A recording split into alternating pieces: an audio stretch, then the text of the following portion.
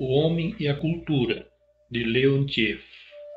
De longa data, é o homem considerado como um ser à parte, qualitativamente diferente dos animais. A acumulação de conhecimentos biológicos concretos permitiu a Darwin elaborar a sua célebre teoria da evolução, segundo a qual o homem é o produto da evolução gradual do mundo animal e tem uma origem animal. Depois, a anatomia comparada, a paleontologia, a embriologia e a antropologia forneceram imensas provas novas desta teoria. Todavia, a ideia de que o homem se distingue radicalmente das espécies animais, mesmo as mais desenvolvidas, continuou a ser firmemente sustentada. Quanto a saber onde é que os diversos autores viam esta diferença e como a explicavam, isso é outra história. Não é necessário determos-nos em todas as considerações emitidas neste domínio. Não concederemos qualquer atenção às que partem da ideia de uma origem espiritual, divina do homem, que constituiria a sua essência particular. Admitir uma tal teoria é colocarmos-nos fora da ciência. O essencial das discussões científicas incidiu antes sobre o papel dos caracteres e das dificuldades biológicas inatas do homem. Uma grosseira exageração do seu papel serviu de fundamento teórico às teses pseudobiológicas mais reacionárias e mais racistas. A orientação oposta, desenvolvida pela ciência progressista, parte, pelo contrário, da ideia de que o homem é um ser de natureza social, que tudo o que tem de humano nele provém da sua vida em sociedade, no seio da cultura criada pela humanidade. No século passado, pouco após o aparecimento do livro de Darwin, A Origem das Espécies, Engels, sustentando a ideia de uma origem animal do homem, mostrada ao mesmo tempo que o homem é profundamente distinto dos seus antepassados animais e que a hominização resultou da passagem à vida numa sociedade organizada na base do trabalho, que esta passagem modificou a sua natureza e marcou o início de um desenvolvimento que, diferentemente do desenvolvimento dos animais, estava e está submetido não às leis biológicas, mas às leis sociohistóricas. À luz dos dados da paleantropologia, o processo da passagem dos animais ao homem pode rapidamente traçar-se da seguinte maneira. Trata-se de um longo processo que compreende toda uma série de estádios. O primeiro estádio é o da preparação biológica do homem. Começa no fim do terciário e prossegue no início do quaternário. Os seus representantes, chamados australopitecos, eram animais que levavam uma vida gregária, conheciam a posição vertical e serviam-se de utensílios rudimentares não trabalhados. É verossímil que possuíssem meios extremamente primitivos para comunicar entre si. Neste estádio, reinavam ainda sem partilha as leis da biologia. O segundo estádio, que comporta uma série de grandes etapas, pode designar-se como o da passagem ao homem. Vai desde o aparecimento do Pithecanthropo à época do homem de Neandertal, inclusive. Este estádio é marcado pelo início da fabricação de instrumentos e pelas primeiras formas, ainda embrionárias, de trabalho e de sociedade. A formação do homem estava ainda submetida, neste estádio, às leis biológicas, que quer dizer que ela continuava a traduzir-se por alterações anatômicas transmitidas de geração em geração pela hereditariedade. Mas, ao mesmo tempo, elementos novos apareciam no seu desenvolvimento.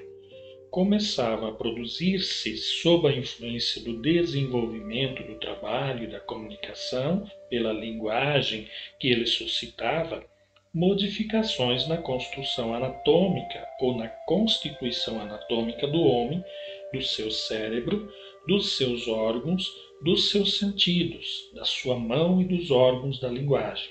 Em resumo, o seu desenvolvimento biológico tornava-se dependente do desenvolvimento da produção. Mas a produção é desde o início um processo social que se desenvolve segundo as suas leis objetivas próprias, leis socio-históricas.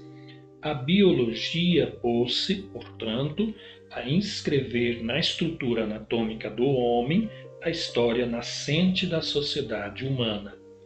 Assim, se desenvolvia o homem, tornado sujeito do processo social de trabalho sob a ação de duas espécies de leis. Em primeiro lugar, as leis biológicas, em virtude das quais os seus órgãos se adaptaram às condições e às necessidades da produção. Em segundo lugar, as leis socio-históricas, que regiam o desenvolvimento da própria produção e os fenômenos que ela engendra. Notemos que numerosos autores modernos consideram toda a história do homem como um processo que conserva esta dupla determinação. Consideram, tal como Spencer, que o desenvolvimento da sociedade, ou como eles preferem dizer, o desenvolvimento do meio supra-orgânico, isto é, social, não faz senão colocar o homem em condições de existência particularmente complexas, às quais ele se adapta biologicamente. Esta hipótese não tem fundamento. Na realidade, a formação do homem passa ainda por um terceiro estádio, onde o papel respectivo do biológico e do social na natureza do homem sofreu nova mudança. É o estádio do aparecimento do tipo do homem atual, o Homo sapiens. Ele constitui a etapa essencial à viragem. É o momento, com efeito, em que a evolução do homem se liberta totalmente da sua dependência inicial para com as mudanças biológicas inevitavelmente lentas que se transmitem por hereditariedade. Apenas as leis socio-históricas regerão doravante a evolução do homem. O antropólogo soviético Roginski descreve assim esta viragem. Do outro lado da fronteira, isto é, no homem em vias de se formar, a atividade no trabalho estava estreitamente ligada à evolução morfológica. Deste lado da fronteira, isto é, no homem atual, acabado, a atividade do trabalho não tem qualquer relação com a progressão morfológica. Isso significa que o homem definitivamente formado possui já todas as propriedades biológicas necessárias ao seu desenvolvimento sócio-histórico ilimitado. Por outras palavras, a passagem do homem a uma vida em que a sua cultura é cada vez mais elevada não exige mudanças biológicas hereditárias. O homem e a humanidade libertaram-se, segundo a expressão de Wandel, do despotismo da hereditariedade e podem prosseguir o seu desenvolvimento num ritmo desconhecido no mundo animal. E, efetivamente, no decurso das 4 ou 5 dezenas de milênios que nos separam dos primeiros representantes do Homo sapiens, as condições históricas e o modo de vida dos homens sofreram, em ritmos sempre mais rápidos, mudanças sem precedente. Todavia, As particulares biológicas da espécie não mudaram, ou, mais exatamente, as suas modificações não saíram dos limites de variações reduzidas sem alcance essencial nas condições da vida social. Não queremos com isto dizer que a passagem ao homem pôs fim à ação das leis da variação e da hereditariedade, ou que a natureza do homem, uma vez constituída, não tenha sofrido qualquer mudança. O homem não está, evidentemente, subtraído ao campo da ação das leis biológicas. O que é verdade é que as modificações biológicas hereditárias não determinam o desenvolvimento sócio-histórico do homem e da humanidade. Este é doravante movido por outras forças que não as leis da variação e da hereditariedade biológicas. Na obra que consagrou a teoria da evolução, Timiryazev exprime esta ideia de uma maneira notável. A teoria da luta pela existência detém-se no limiar da história cultural. Toda a atividade racional do homem não é senão uma luta, a luta contra a luta pela existência. É um combate para que todas as pessoas da Terra possam satisfazer as necessidades, para que não conheçam nem a indigência, nem a fome e nem a morte lenta. 2. A hominização, enquanto mudanças essenciais na organização física do homem, termina com o surgimento da história social da humanidade. Esta ideia não nos parece, nos nossos dias, paradoxal. No colóquio científico sobre a hominização que se reuniu recentemente em Paris, foi partilhada pela maioria dos participantes. Mas então, como é que a evolução dos homens se produziu? Qual o mecanismo? Pois, desde o princípio da história humana, os próprios homens e as suas condições de vida não deixaram de se modificar, e as aquisições da evolução de se transmitir de geração em geração o que era a condição necessária da continuidade do processo histórico. Era preciso, portanto, que estas aquisições se fixassem. Mas como, se já vimos, elas não podem fixar-se sob o efeito da herança biológica, pois sob uma forma absolutamente particular, forma que só aparece com a sociedade humana, a dos fenômenos externos da cultura material e intelectual. Esta forma particular de fixação e de transmissão às gerações seguintes das aquisições da evolução deve o seu aparecimento ao fato, diferentemente dos animais, de os homens terem uma atividade criadora e produtiva. É, antes de mais, o caso da atividade humana fundamental, o trabalho. Pela sua atividade, os homens não fazem senão adaptar-se à natureza.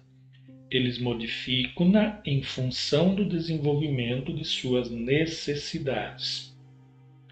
Criam os objetos que devem satisfazer as suas necessidades e, igualmente, os meios de produção desses objetos, dos instrumentos às máquinas mais complexas. Constroem habitações, produzem as suas roupas e outros bens materiais. Os progressos realizados na produção de bens materiais são acompanhados pelo desenvolvimento da cultura dos homens. O seu conhecimento do mundo circundante e deles mesmos enriquece-se, desenvolvem-se a ciência e a arte. Ao mesmo tempo, no decurso da atividade dos homens, as suas aptidões, os seus conhecimentos e o seu saber fazer cristalizam-se de certa maneira nos seus produtos materiais, intelectuais, ideias. Razão porque todo o progresso no aperfeiçoamento, por exemplo, dos instrumentos de trabalho pode considerar-se, deste ponto de vista, como marcando um novo grau do desenvolvimento histórico das aptidões motoras do homem. Também, a complexificação da fonética das línguas encarna os progressos realizados na articulação dos sons e do ouvido verbal, os progressos das obras de arte, um desenvolvimento estético, etc.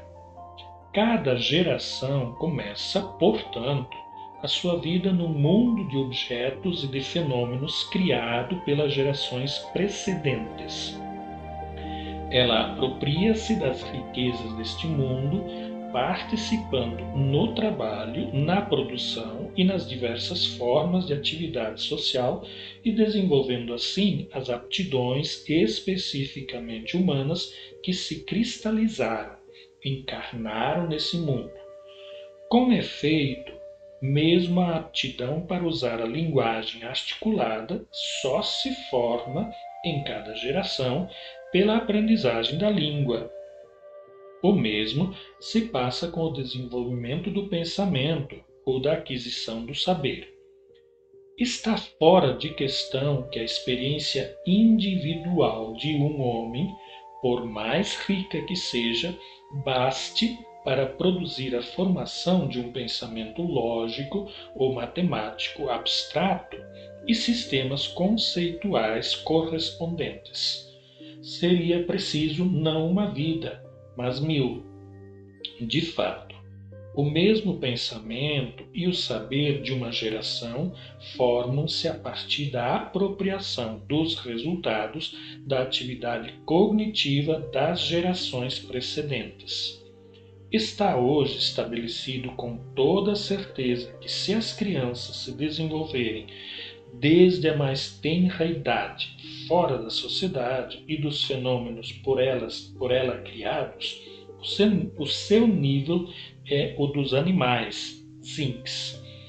Não possui nem linguagem nem pensamento, e os seus próprios movimentos em nada se assemelham aos dos animais.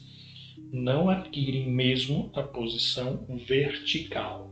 Conhecem-se, pelo contrário, casos inversos em que crianças, oriundas de povos que se encontram num nível de desenvolvimento econômico e cultural mais baixo, são colocadas muito cedo em condições culturais elevadas. Formam-se então nela todas as aptidões necessárias para a sua plena integração nessa cultura. O caso citado por Pierrons é um exemplo. A tribo dos Guayaquiles, no Paraguai, é das mais primitivas que se conhecem atualmente. A sua civilização é chamada civilização do mel, porque um dos seus meios de subsistência é a recolha do mel de abelhas selvagens. É difícil entrar em contato com eles, pois não têm lugar de habitação fixa. Assim que os estrangeiros se aproximam, fogem para os bosques. Mas conseguiu-se um dia apanhar uma criança desta tribo com 7 anos de idade. Pôde assim conhecer-se a sua língua, que se verificou ser extremamente primitiva. Noutra vez, o etnólogo francês Villart encontrou uma menina de 2 anos num acampamento abandonado pela tribo. Confiou a sua educação à mãe dele. 20 anos mais tarde, em 1958, ela em nada se distinguia no seu desenvolvimento das intelectuais europeias. Dedica-se à etnografia e fala francês, espanhol e português. Estes dados e muitos outros provam que as aptidões e caracteres especificamente humanas não se transmitem de modo algum por hereditariedade biológica, mas adquirem-se no decurso da vida por um processo de apropriação da cultura criada pelas gerações precedentes. Razão porque todos os homens atuais pelo menos no que respeita aos casos normais, qualquer que seja a sua pertença étnica, possuem as disposições elaboradas no período de formação do homem e que permitem, quando reunidas as condições requeridas, a realização deste processo desconhecido no mundo dos animais. Podemos dizer que cada indivíduo aprende a ser homem. O que a natureza lhe dá quando nasce não lhe basta para viver em sociedade. É-lhe ainda preciso adquirir o que foi alcançado no decurso do desenvolvimento histórico da sociedade humana. O indivíduo é colocado diante de uma imensidade de riquezas acumuladas ao longo dos séculos por inumeráveis gerações de homens, os únicos seres no nosso planeta que são criadores. As gerações humanas morrem e sucedem-se, mas aquilo que criam passa às gerações seguintes, que multiplicam e aperfeiçoam pelo trabalho e pela luta as riquezas que lhes foram transmitidas e passam o testemunho do desenvolvimento da humanidade. Foi Karl Marx, o fundador do socialismo científico, o primeiro que forneceu uma análise teórica da natureza social do homem e do seu desenvolvimento sócio-histórico. Todas as suas relações humanas com o mundo, a visão, a audição, o olfato, o gosto, o tato, o pensamento, a contemplação, o sentimento, a vontade, a atividade, o amor, em resumo, todos os órgãos da sua individualidade, que, na sua forma, são imediatamente órgãos sociais, são no seu comportamento objetivo ou na sua relação com o objeto a apropriação deste. A apropriação da realidade humana. Mais de 100 anos passaram depois que Marx escreveu estas linhas, mas as ideias que elas encerram permanecem até aos nossos dias a expressão mais profunda da verdadeira natureza das aptidões humanas, ou, como dizia Marx, das forças essenciais do homem, Wesenskräfte des Menschen. 3. A questão do desenvolvimento do homem, considerado em ligação com o desenvolvimento da cultura e da sociedade, levanta uma série de interrogações. Em particular, leva a perguntar-se em que consiste e como se desenrola o processo descrito mais acima de apropriação pelos indivíduos das aquisições do desenvolvimento histórico da sociedade. Já vimos que a experiência sócio-histórica da humanidade se acumula sob a forma de fenômeno do mundo exterior objetivo.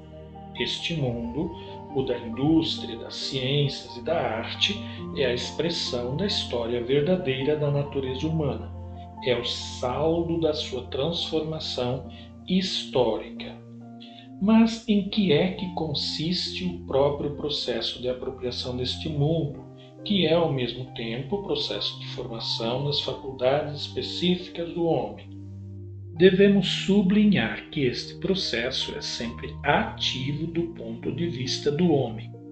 Para se apropriar dos objetos ou dos fenômenos que são o produto do desenvolvimento histórico, é necessário desenvolver em relação a eles uma atividade que reproduza, pela sua forma, os traços essenciais da atividade encarnada, acumulada no objeto. Esclareçamos esta ideia com a ajuda de um exemplo simples, a aquisição do instrumento. O instrumento é o produto da cultura material que leva em si, da maneira mais evidente e mais material, os traços característicos da criação humana. Não é apenas um objeto de uma forma determinada, possuindo dadas propriedades. O instrumento é, ao mesmo tempo, um objeto social, no qual estão incorporadas e fixadas as operações de trabalho historicamente elaboradas.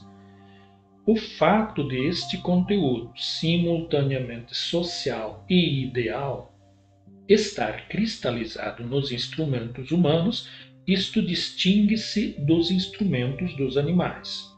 Estes últimos devem igualmente realizar certas operações. Sabe-se, por exemplo, que o símio aprende a servir-se de um pau para puxar um fruto para si. Mas estas operações não se fixam nos instrumentos dos animais, e esses instrumentos não se tornam os suportes permanentes destas operações. Logo que o pau tenha desempenhado a sua função, as mãos do símio torna-se um objeto indiferente para ele. É por isso que os animais não guardam os seus instrumentos e não os transmitem de geração em geração. Eles não podem, portanto, preencher esta função de acumulação, segundo a expressão de J. Bernal, que é própria da cultura. E é isto que explica que não existam nos animais processo de aquisição do instrumento.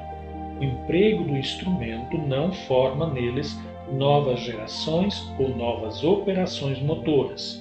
É o próprio instrumento que está subordinado aos movimentos naturais, fundamentalmente instintivos, no sistema dos quais se integra.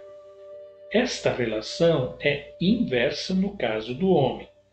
É a sua mão, pelo contrário, que se integra no sistema socio-historicamente elaborado das operações incorporadas no instrumento, e é a mão que a ele se subordina.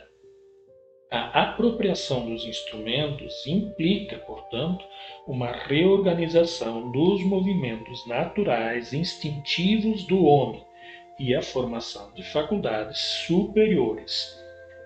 A aquisição do instrumento consiste, portanto, para o homem, em se apropriar das operações motoras que nele estão incorporadas.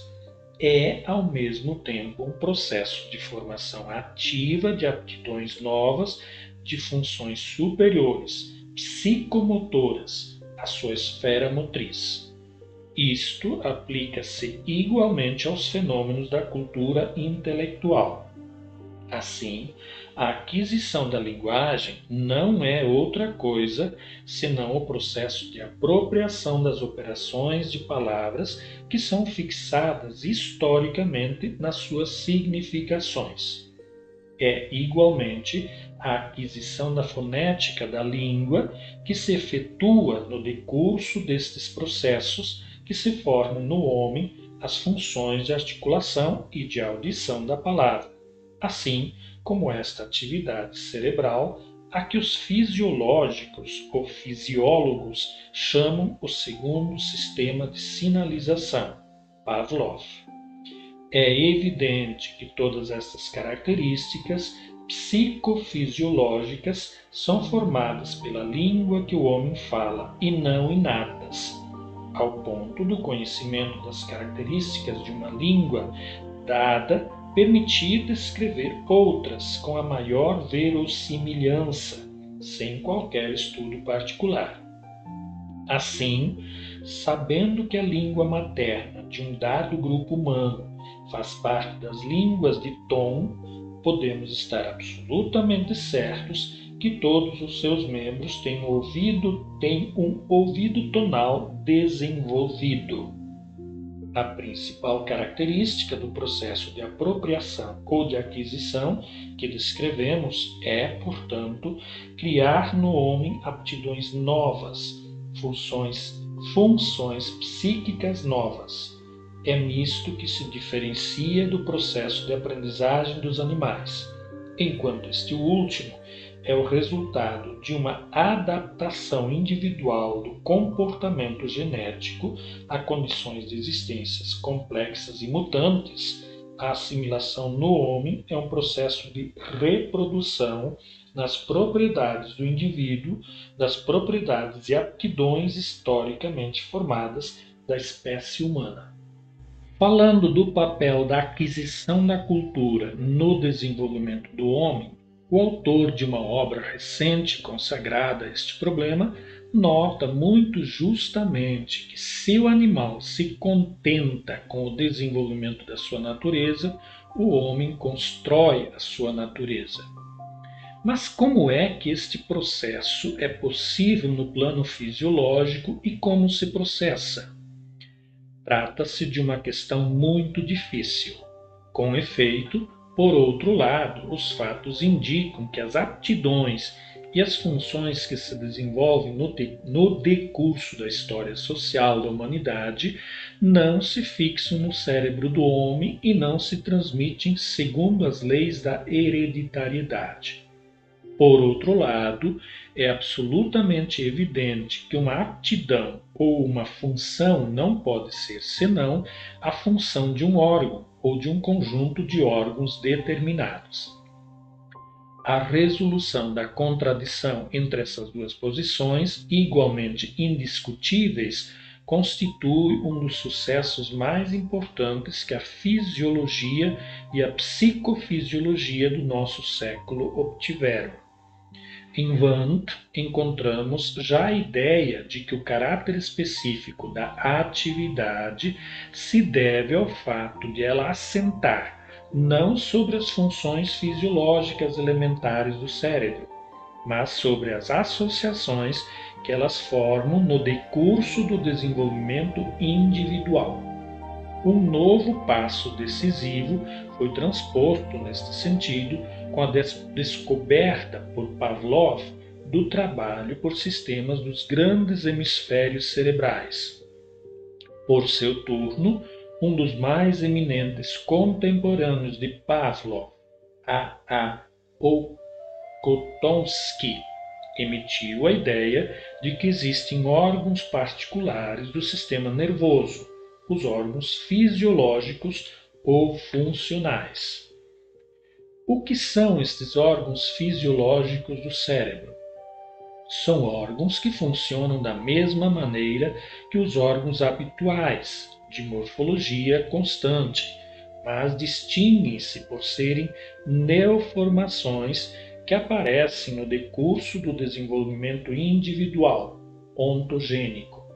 Eles constituem, portanto, o substrato material das aptidões e funções específicas que se formam no decurso da apropriação pelo homem do mundo dos objetos e fenômenos criados pela humanidade, isto é, da cultura. As propriedades e os mecanismos de formação destes órgãos são suficientemente conhecidos hoje, ao ponto de ser possível construir modelos deles em laboratório.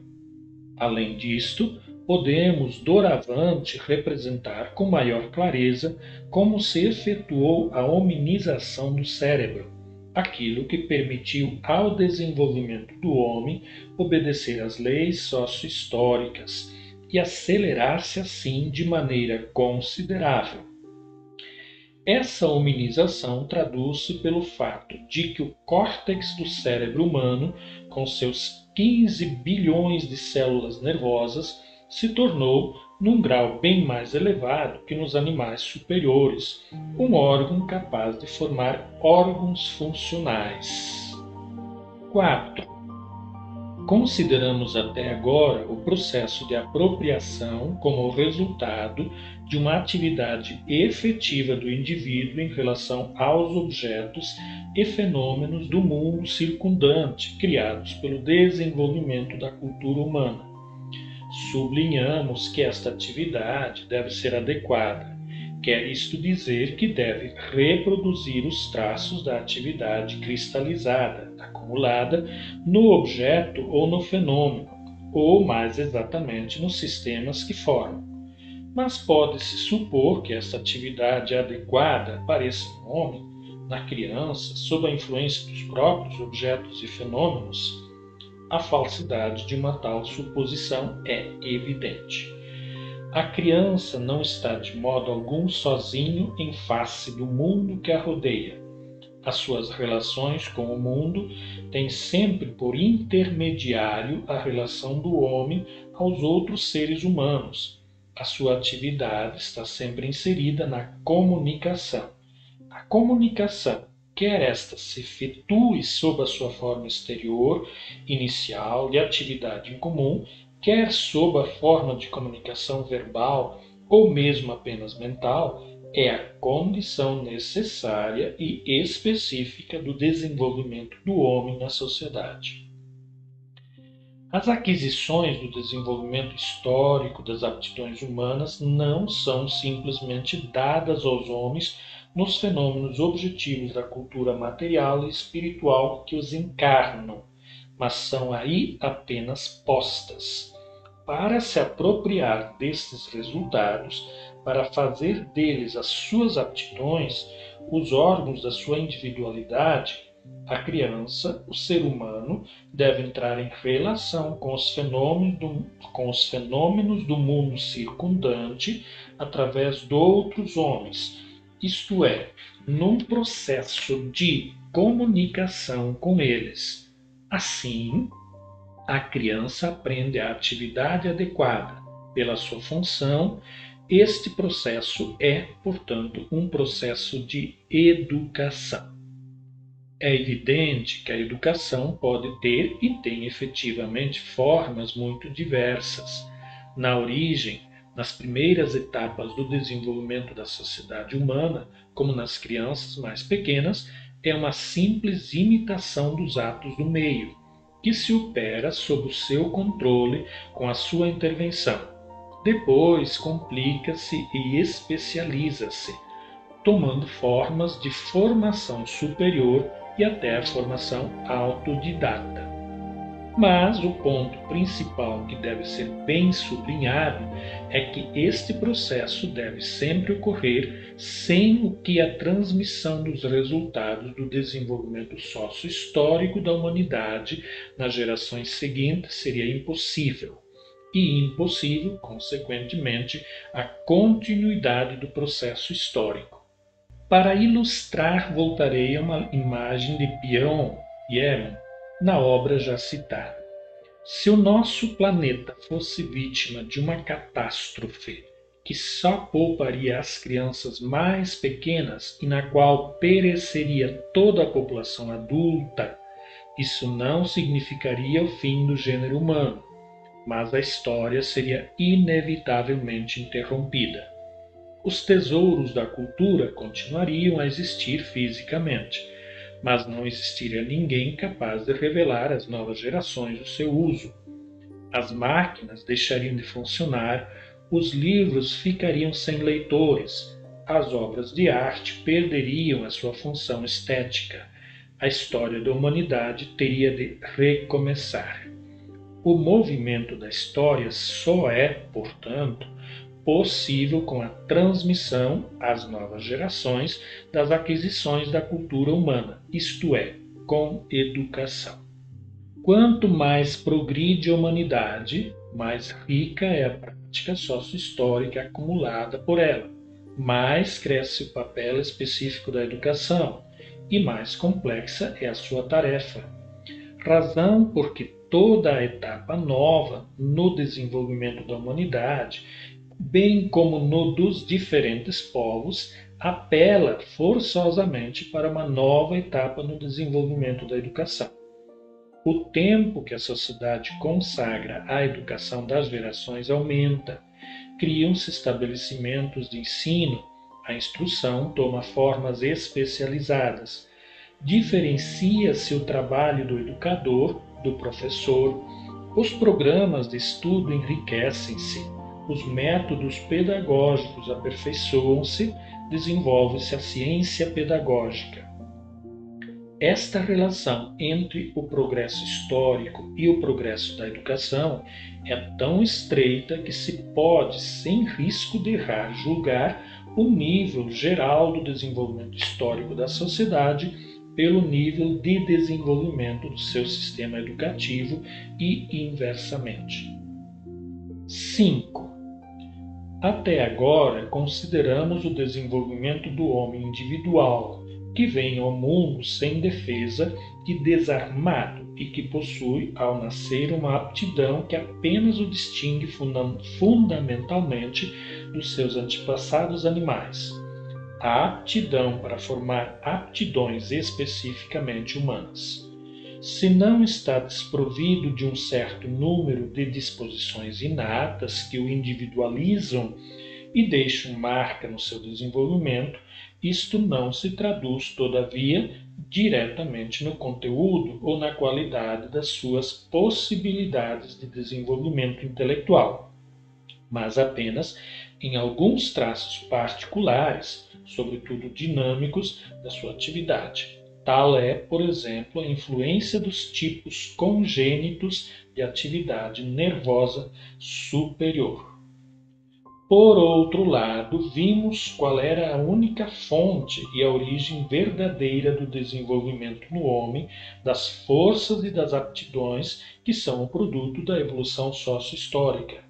São os objetos e os fenômenos que encerram em si a atividade das gerações precedentes e resultam de todo o desenvolvimento intelectual do gênero humano, do desenvolvimento do homem enquanto ser genérico. Marx.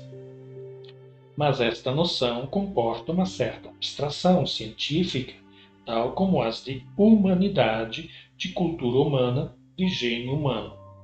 Certamente que podemos representar as conquistas inesgotáveis do desenvolvimento humano que multiplicaram por dezenas de milhares de vezes as forças físicas e intelectuais dos homens. Os seus conhecimentos penetram os segredos mais bem escondidos do universo. As obras de arte dão uma outra dimensão aos seus sentimentos. Mas todos têm acesso a essas aquisições? Sabemos muito bem que não é esse o caso e que as aquisições do seu desenvolvimento estão como que separadas dos homens. A este propósito, quereria voltar à comparação entre evolução biológica e progresso histórico entre a natureza animal e a natureza humana. A perfeição da faculdade de adaptação dos animais ao meio, a sagacidade, a riqueza e a complexidade dos seus instintos, do seu desenvolvimento enquanto espécie, da experiência adquirida pela espécie. Por certo que tudo isso representa bastante pouco em relação às aquisições do desenvolvimento histórico da humanidade, mas, se abstrai de eventuais desvios individuais, tudo isso constitui apanágio de todos os representantes da espécie considerada. Basta, portanto, ao naturalista estudar um só ou alguns para ter uma ideia justa da espécie no seu conjunto. Para o homem, o caso é diferente. A unidade da espécie humana parece ser praticamente inexistente, não em virtude das diferenças de cor da pele, da forma dos olhos ou de quaisquer outros traços exteriores, mas sim das enormes diferenças nas condições e modo de vida, da riqueza da atividade material e mental, do nível de desenvolvimento das formas e aptidões intelectuais. Se um ser inteligente vindo de outro planeta viesse à Terra e descrevesse as aptidões físicas, mentais e estéticas, as qualidades morais e os traços do comportamento de homens pertencentes às classes e camadas sociais diferentes ou habitando regiões e países diferentes, dificilmente se admitiria tratar-se de uma representação de representantes de uma mesma espécie. Mas esta desigualdade entre os homens não provém das suas diferenças biológicas naturais. Ela é o produto da desigualdade econômica, da desigualdade de classes e da diversidade consecutiva das suas relações com as aquisições que encarnam todas as aptidões e faculdades da natureza humana, formadas no decurso de um processo sócio-histórico. O fato de estas aquisições se fixarem nos produtos objetivos da atividade humana modifica totalmente, vimos-lo, o próprio tipo de desenvolvimento.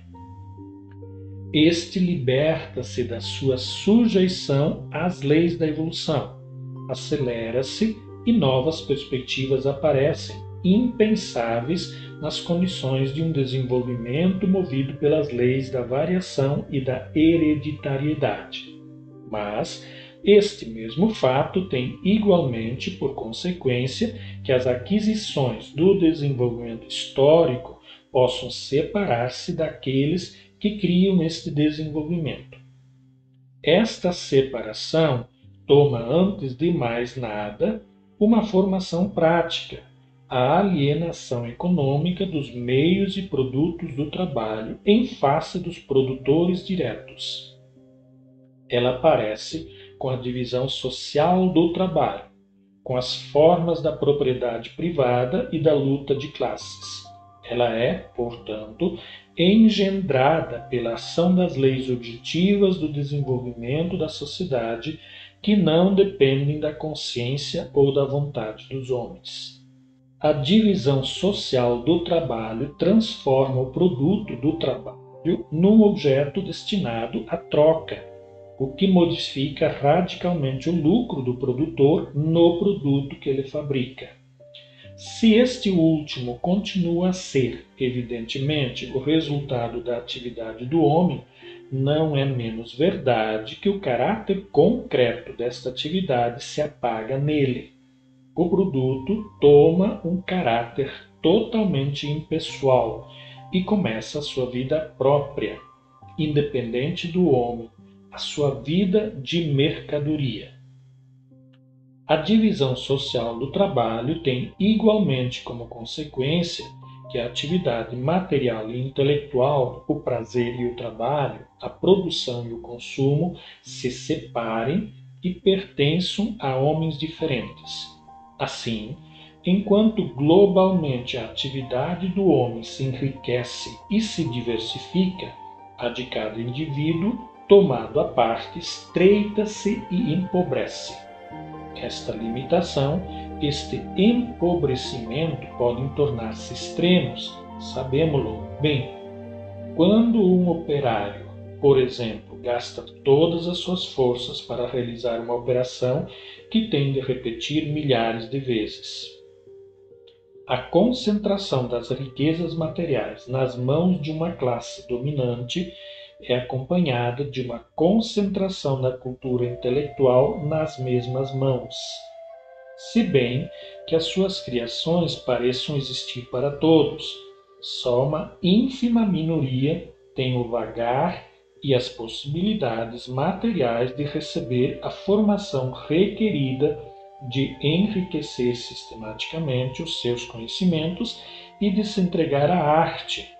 Durante esse tempo, os homens que constituem a massa da população, em particular a da população rural, têm de se contentar ou têm de contentar-se com o mínimo de desenvolvimento cultural necessário à produção de riquezas materiais nos limites das funções que lhes são destinadas.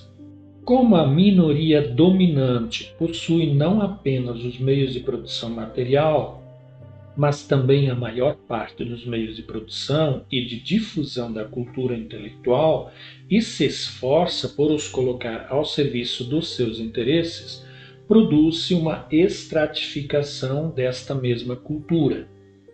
Enquanto no domínio das ciências, que asseguram o progresso técnico, se verifica uma acumulação rápida de conhecimentos positivos, no domínio que toca ao homem e à sociedade, a sua natureza e essência, as forças que os fazem avançar e ao seu futuro, nos domínios dos ideais morais e estéticos, o desenvolvimento segue duas vias radicalmente diferentes.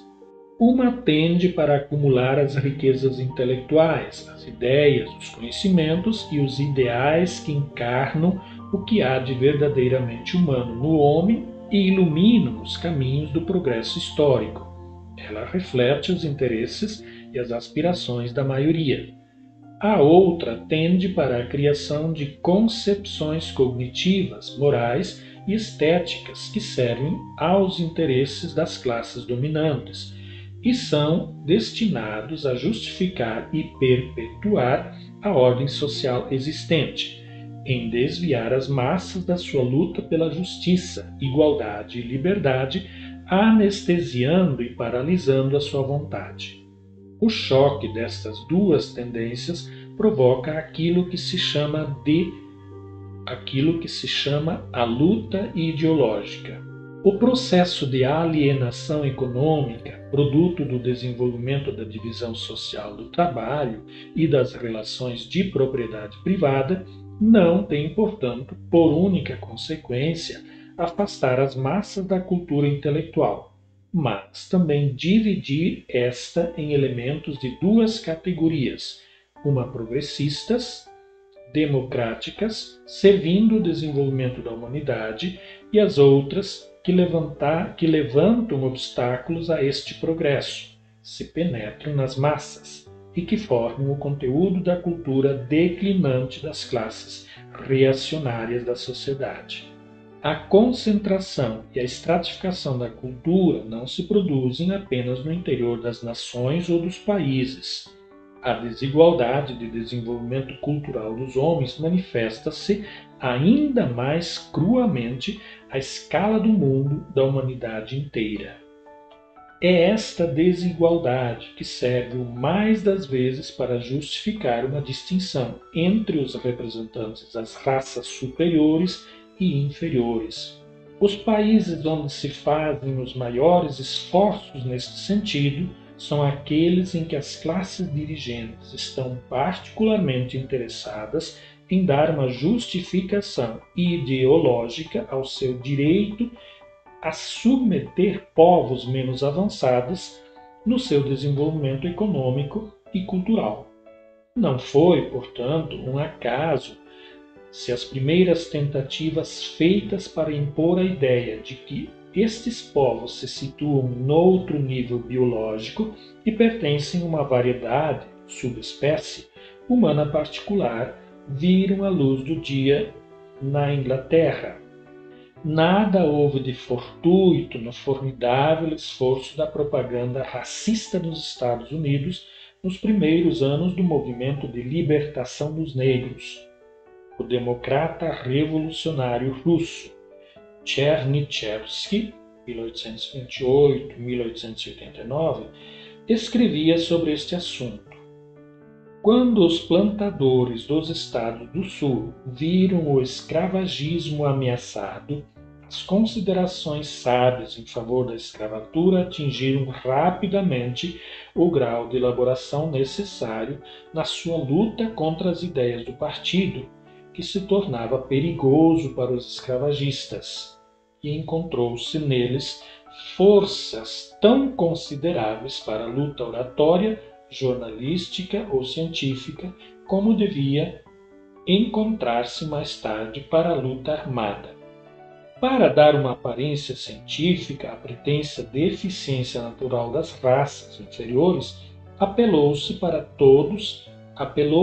como todos sabem, para dois tipos de argumentos: morfológicos, morfologia comparada, e genéticos. É aos primeiros que pertencem as tentativas repetidamente feitas para provar a existência de diferenças anatômicas no cérebro dos homens que pertencem a raças diferentes. Estas tentativas não podiam deixar de fracassar. Foi assim, por exemplo, que o volume médio do cérebro de certas tribos negras se revelou mesmo, após um estudo escrupuloso, mais elevado que o dos brancos, dos escoceses. O mesmo para a estrutura fina do cérebro. Klinenberg cita no seu livro sobre a psicologia social dados que o testemunham. Um colaborador do Instituto de Anatomia da Universidade Americana, Johns Hopkins, Bean, publicou no seu tempo dados que mostram que a parte frontal do córtex cerebral era radicalmente menos desenvolvidas nos homens de raça negra que nos brancos e que o seu cérebro comportava igualmente algumas outras particularidades estruturais, confirmando o fato estabelecido, segundo a expressão de Bean, da inferioridade dos negros. Como os dados sobre que se fundamentava Bean parecessem pouco convincentes ao diretor desse instituto, mal ele retornou às investigações sobre a mesma coleção de cérebros, mas diferentemente de Bean, sem saber antecipadamente quais os que pertenciam a brancos e os quais que pertenciam a negros.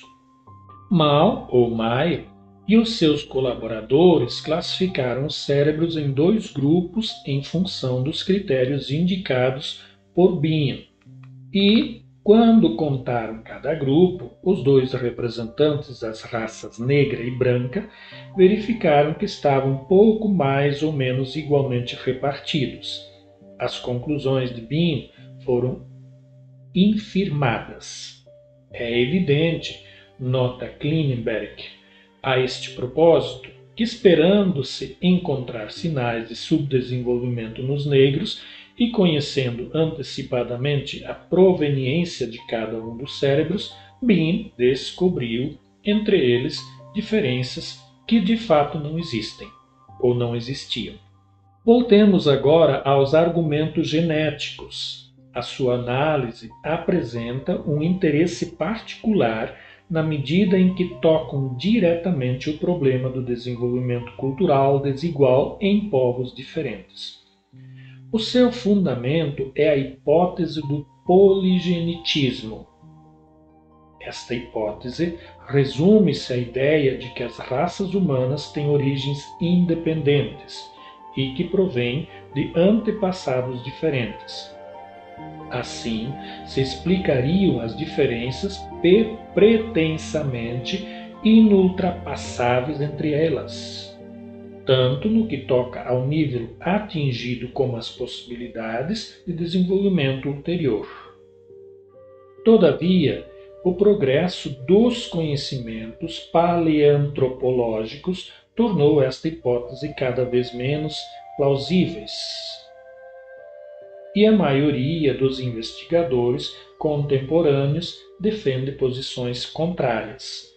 Eles admitem a origem comum de todas as raças que não passam, do ponto de vista biológico, de variações de uma espécie única, o Homo sapiens.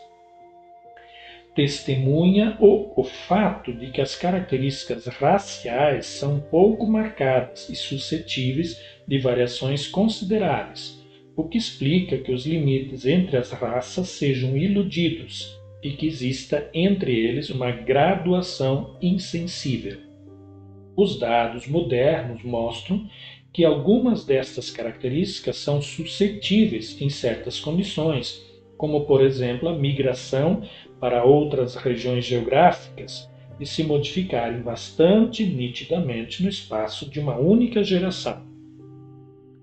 Outra prova de origem comum das raças humanas é que certos caracteres tomados à parte, cuja reunião forma a especificidade de uma raça, se encontram em combinações diferentes nos representantes de raças diferentes.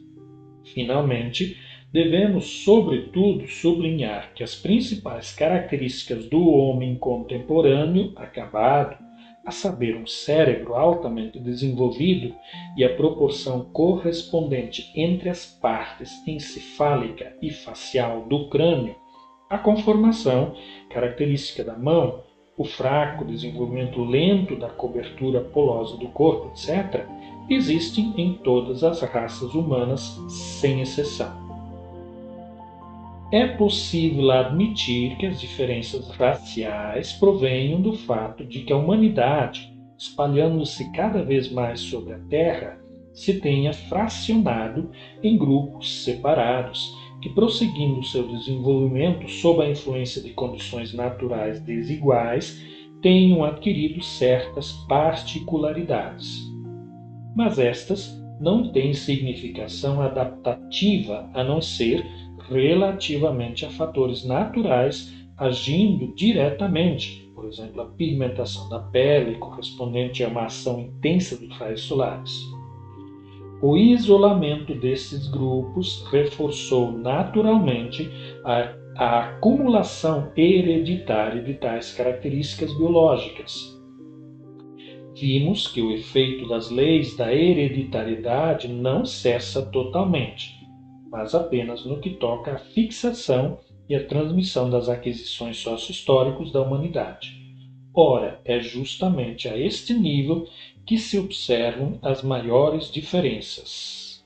É certo que este relativo isolamento e desigualdade das condições e das circunstâncias do progresso econômico e social pode criar, em povos humanos estabelecidos em regiões diferentes do mundo, uma certa desigualdade de desenvolvimento. Todavia, as diferenças enormes que se criaram entre os níveis de cultura material e intelectual dos países e povos diferentes não podem explicar-se unicamente pelo efeito destes fatores. De fato, no decurso do desenvolvimento da humanidade, dos meios de comunicação, dos laços econômicos e culturais entre os países, apareceram e desenvolveram-se rapidamente.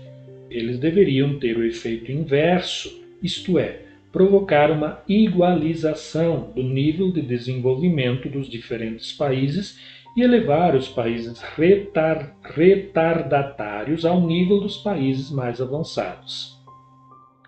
Se, pelo contrário, a concentração na cultura mundial não cessou de se reforçar, a ponto de alguns países se tornarem os portadores principais, enquanto noutros está abafada, é porque as relações entre os países não assentam nos princípios da igualdade de direitos, da cooperação e entreajuda, mas no princípio da dominação do forte sobre o fraco.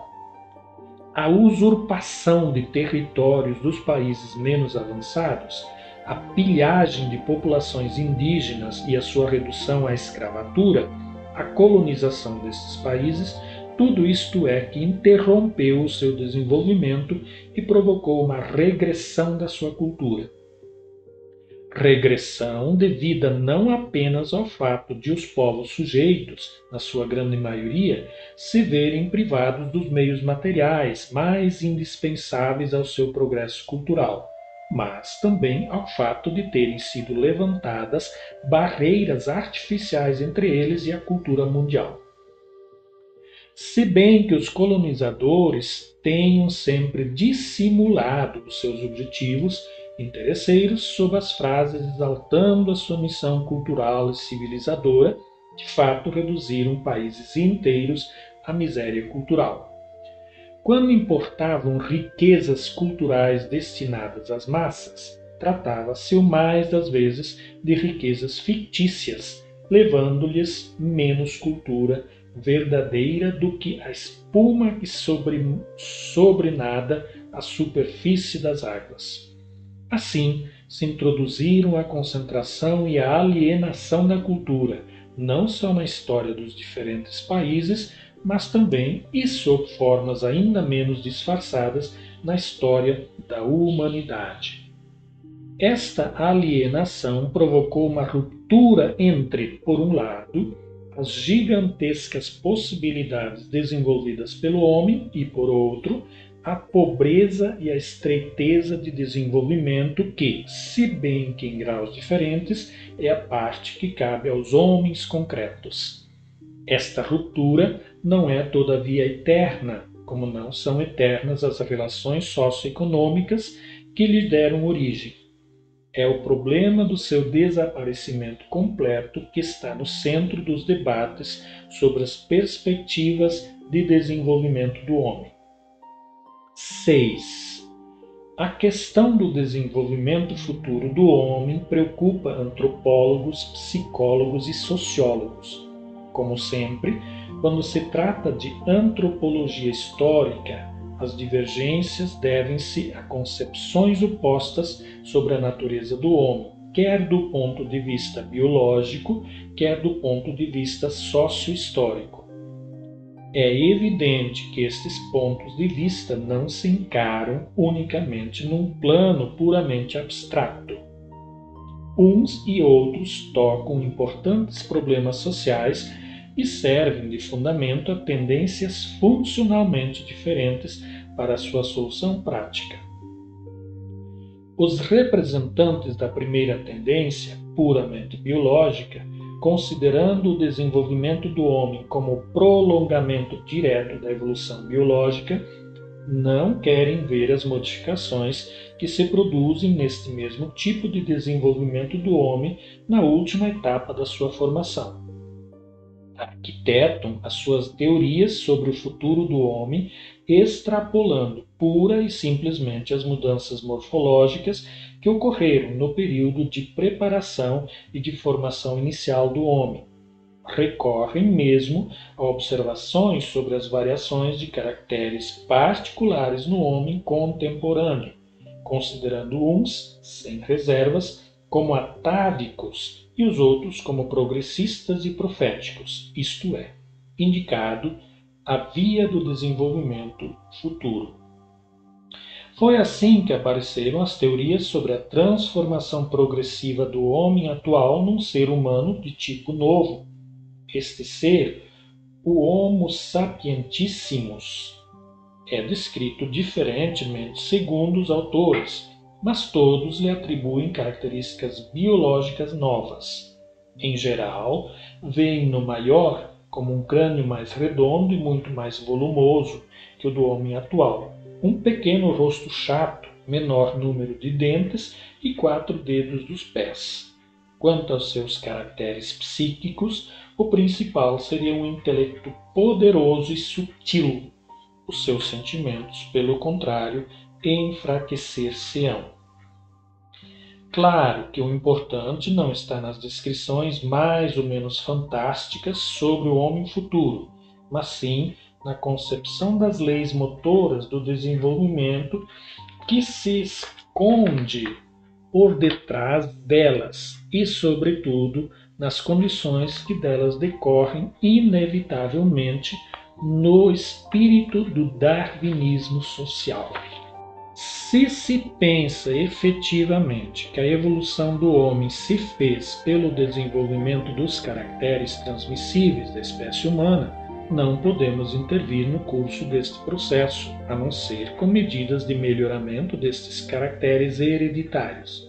É sobre esta ideia que se assenta a eugenia, isto é, a teoria do melhoramento da espécie humana, fundada no princípio do século por Francis Galton, autor da famosa obra O Gênio Hereditário, Suas Leis e Suas Consequências. Para que se possam manter e desenvolver as faculdades humanas, os eugenistas exigem que se tome uma série de medidas visando impedir a reprodução das raças e dos homens inferiores e o seu cruzamento com representantes superiores do gênero humano, o sangue azul. Ao lado destas medidas, encorajando a reprodução dos membros das classes privilegiadas da sociedade e das raças superiores, limitando, pelo contrário, a reprodução das camadas inferiores da população e dos povos de cor. Os eugenistas pregam a necessidade de instaurar uma seleção sexual artificial, como a que se pratica para o apuramento de uma raça de animais domésticos. Os eugenistas mais reacionários vão mais longe e preconizam a esterilização obrigatória e mesmo a eliminação física das pessoas hereditariamente deficientes. e de populações inteiras. Veem nas guerras de exterminação um dos meios mais eficazes para melhorar a raça humana. Sabe-se que estas teses monstruosas e inumanas não ficaram apenas no papel, encontraram a sua aplicação prática nos campos de morte fascistas e nos atos de violência dos colonizadores racistas. A luta contra essas ideias, a denúncia da sua essência antipopular e reacionária, não tem simplesmente apenas uma significação teórica abstrata. Ela é indispensável para abrir caminho ao triunfo das ideias da democracia, da paz e do progresso da humanidade. O futuro da humanidade é verdadeiramente grandioso. Está muito mais próximo do que imaginam aqueles que o esperam, através de uma mudança de natureza biológica. Hoje este futuro está à vista. É a próxima etapa da história humana. O homem não nasce dotado das aquisições históricas da humanidade, resultando estas do desenvolvimento das gerações humanas. Não são incorporadas nem nele, nem nas suas disposições naturais, mas no mundo que o rodeia, nas grandes obras da cultura humana. Só apropriando-se delas, no decurso da sua vida, ele adquire propriedades e faculdades verdadeiramente humanas. Este processo coloca-o, por assim dizer, aos ombros das gerações anteriores e leva-o muito acima do mundo animal. Mas, na sociedade de classes, mesmo para o pequeno número que usufrui as aquisições da humanidade, estas mesmas aquisições manifestam-se na sua limitação, determinadas pela estreiteza e caráter obrigatoriamente restritos da sua própria atividade. Para a esmagadora maioria das pessoas, a apropriação dessas aquisições só é possível dentro de limites miseráveis.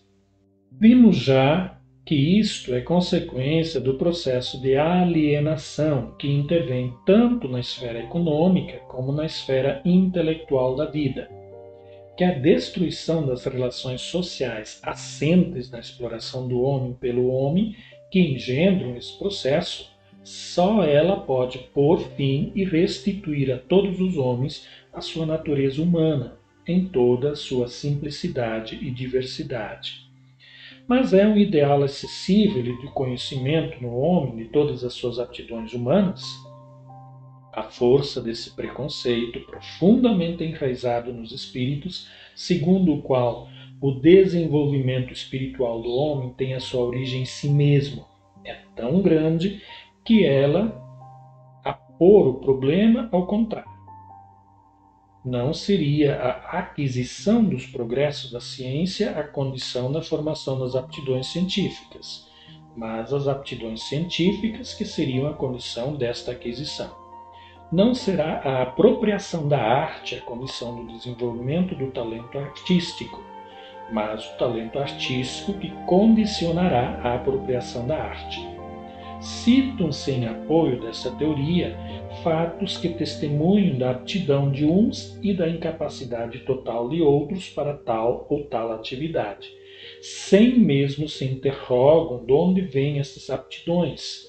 Tem-se geralmente a espontaneidade da sua primeira aparição por prova da sua idoneidade. O verdadeiro problema não está, portanto, na aptidão ou inaptidão das pessoas para se tornarem senhores das aquisições da cultura humana, fazer delas aquisições da sua personalidade e dar-lhe a sua contribuição. O fundo do problema é que cada homem, cada povo, tenha a possibilidade prática de tomar o caminho de um desenvolvimento que nada entrave. Tal é o fim para o qual deve tender agora a humanidade virada para o progresso.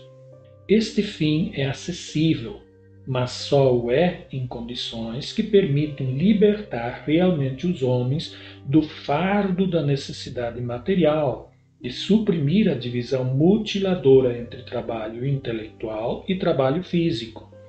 criar um sistema de educação que lhes assegure um desenvolvimento multilateral e harmonioso que dê a cada um a possibilidade de participar enquanto criador em todas as manifestações da vida humana.